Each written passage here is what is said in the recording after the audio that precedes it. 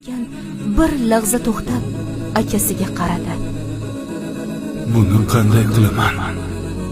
Axir u meni akam-ku. Lekin g'azabimning sababchisi ham o'sha. Toshni tepaga ko'tardi. Bas Qobilni o'ldirdi.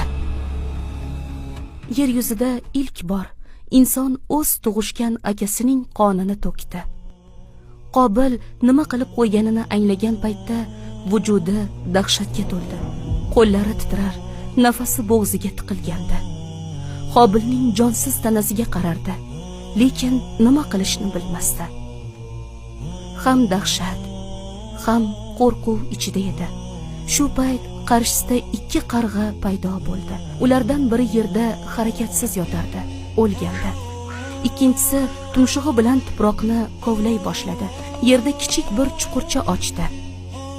O'lik qarg'ani chuqurga sudrab borib, ustiga tuproq tashladi.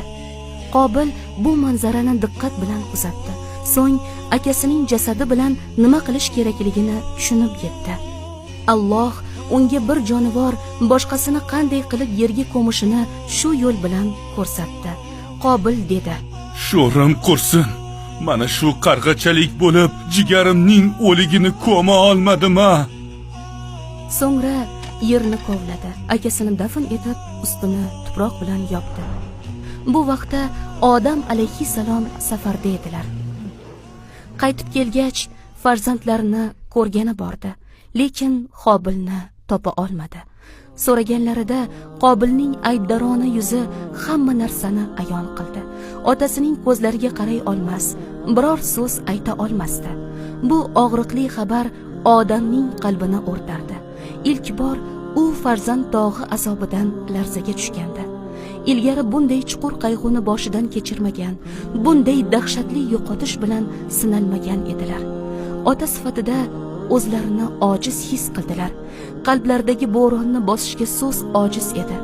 O'sha onda sabr va rozilikning asl ma'nosini eng og'ir yo'l bilan o'rgandi. Odam alayhissalom to'g'ri Havvo onamizning yo'llariga bordilar.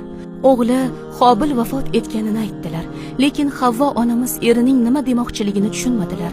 Eridan "O'lim nima?" deb so'radilar. O'lim.